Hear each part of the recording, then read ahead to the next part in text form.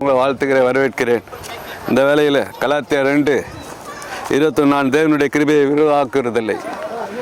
நம்ம அவருடைய கிருபையால் நிலை நிற்கிறோம். தேவன் நம்ம மனம் மாறுவாங்க. துன்மார்க்க ஜீவை விட்டு பரிசுத்த ஜீவத்துக்கு வரணும். கெட்ட அவதாரத்தை விட்டு பரிசுத்த அவதாரம் எடுக்கணும். பரிசுத்த அவதாரம் எடுக்கணும். எலியாவை போல நம்ம பரிசுத்தமாக இருக்கணும். எலியா அவன் ஊரில் பரிசுத்தமாக இருந்தான், அவன் தேசத்தில் பரிசுத்தமாக இருந்தான். தேவன் அவன் சாரி பார்த்து வீட்டில் அனுப்பிச்சார். அங்கேயும் அவன் பரிசுத்தமாக இருந்தான். அவன் படுக்க பரிசுத்தம், அவன் போர்வை பரிசுத்தம். அந்த போர்வினால் யோர்தான் நதி அடித்தோன்னு யோர்தான் நதி 2ஆக பிளந்தது.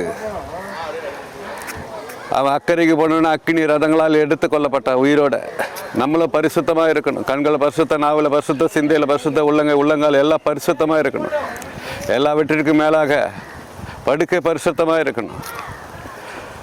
சார உள்ள உப்பாக இருக்கணும். மாட்கு 9 சார உள்ள உப்பாக இருங்க என்று எழுதியிருக்கிறபடி நம்ம சாரத்தை படுக்கையில் இழக்கக்கூடாது. படுக்கை புழுக்களாக மாற்றக்கூடாது. போர்வை பூச்சியாக மாற்றக்கூடாது.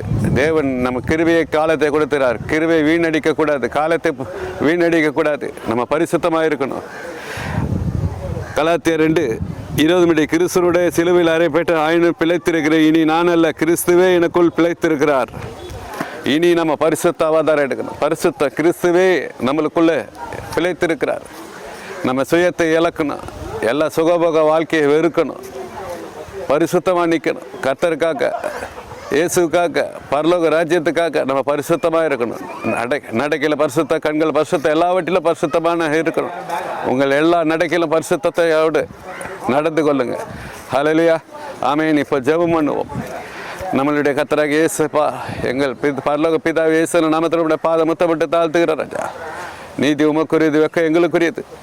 எல்லாவற்றையும் ஜெயிக்க கிருபை தாங்க. சாத்தானுடைய அந்தகார கிரியெல்லாம் ஜெயிக்க அதிகாரம் தாங்க. இன்னும் அதிகாரம் தாங்க, கிருபை தாங்க.